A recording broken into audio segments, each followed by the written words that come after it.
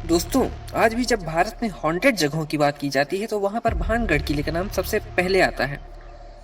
500 साल पुराने इस किले का लोगों में इतना खौफ है कि लोग यहाँ दिन में भी जाने से कतराते हैं। कई लोग तो यह तक कहते हैं कि जो भी व्यक्ति इस किले में रात के समय गया है वह कभी वापस नहीं आया। और लोगों का यह मानना है कि इस किले में रात के समय लोगों के चीखने चिल्लाने और घुंघरुओं की आवाज आती है। और आश्चर्य की बात यह है कि सरकार द्वारा आरक्षित घोषित होने के बावजूद भी यहाँ पर पुरातत्व विभाग ने अपना दफ्तर नहीं बनाया है। और इसका एक मुख्य कारण यह है कि पुरातत्व विभाग को भी पता है कि यह जगह कितनी खतरनाक है और वह लोग भी यहाँ आने से डरते हैं।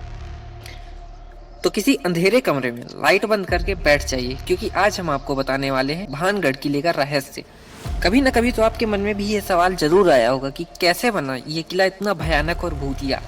दोस्तों, भानगढ़ के इस किले का निर्माण आमेर के शासक भगवान दास ने सन 1573 में करवाया था। यह किला उन्होंने अपने छोटे बेटे माधव सिंह के लिए बनवाया था।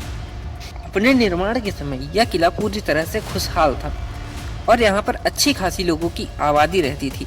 किले के आसपास भी कई गांव बसे हुए थे।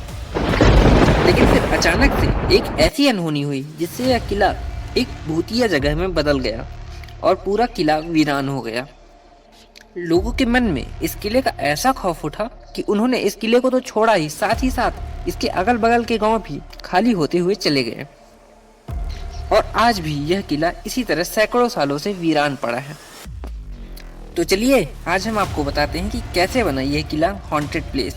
जब इस किले का निर्माण कराया गया था तो इस किले में एक रत्नावती नाम की बहुत ही सुंदर राजकुमारी रहा करती थी। उनकी सुंदरता के चर्चे दूर दूर तक थे। उनकी सुंदरता की वजह से 18 वर्ष की उम्र में उनके सामने कई राजाओं ने विवाह का प्रस्ताव रखा, पर रत्नावती ने सबको ठुकरा दिया। रत्नावती विवाह क्यों ठुकराती थी यह तो किसी को नहीं पता, पर हाँ लोग यह कहते हैं कि उनके लिए आए दिन नए नए रिश्ते आया करते थे। एक बार राजकुमारी रत्नावती अपनी कुछ सहेलियों के साथ बाजार गई थी और वे बाजार जाकर इत्र खरीदने लगी।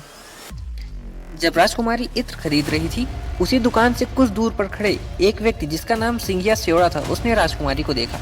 सिंघिया सेवड़ा भी उसी राज्य का था और लोगों का यह कहना था कि सिंघिया सेवड़ा को काले जादू में महारत हासिल थी। वह बहुत से तंत्र मंत्र विद्याएं और काले जादू जानता था।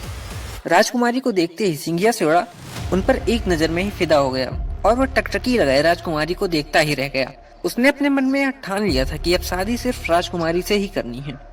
अब क्योंकि सिंघिया सेवड़ा काला जादू जानता था, इसीलिए उसने राजकुमारी की पसंद की हुए इत्र की बोतलों में से एक बोतल चुपके से उठाई और उस पर कुछ तंत्र मंत्र कर दिया और उसे वापस उसी जगह पर रख दिया जहाँ राजकुमारी ने रखा था। वह अपने इस काम में काफी हद तक सफल भी हो गया था, क्योंकि राजकुमारी ने उसे काला जादू करते हुए नहीं देखा था। थोड़ी ही देर में राजकुमारी ने वे सारी इत्र की बोतलें ली और वो किले की तरफ वापस जाने लगी। तभी राजकुमारी की एक सहेली ने उनसे बताया कि एक अनजान व्यक्ति ने इस इत्र की बोतल पर कुछ काला जादू किया है। तब राजकुमारी ने पीछे मुड़कर देखा तो सिंघिया सेवड़ा भी राजकुमारी का पीछा चुपके चुपके कर रहा था। राजकुमारी ने वह इत्र की बोतल ली और उसे एक पत्थर पर दे मारा। पत्थर पर मारते ही वह इत्र की बोतल फूट गई और सारा इत्र पत्थर पर लग गया। इत्र पत्थर पर लगने की वजह से उस काले जादू ने अपना असर पत्थर पर दिखाना शुरू कर दिया और कुछ ही समय में वह पत्थर धीमे धीमे सिंघिया सेवड़ा की ओर बढ़ने लगा। दरअसल सिंघिया सेवड़ा ने इत्र पर ऐसा जादू किया था कि जो भी व्यक्ति उस इत्र को लगाता वह धीमे धीमे सिंघिया सेवड़ा की ओर खींचा चला जाता। अब पत्थर की गति धीमे धीमे तेज हो रही थी और अंत में उस पत्थर ने जाकर सिंघिया सेवड़ा को कुचल दिया और सिंघिया सेवड़ा मर गया।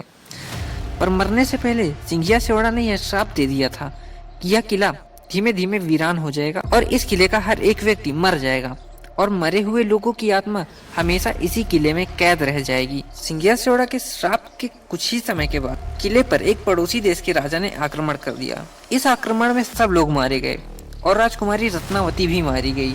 तभी के बाद से यह किला एक भूतिया जगह में बदल गया और इस किले में चीखने चिल्लाने की आवाजें आने लगी।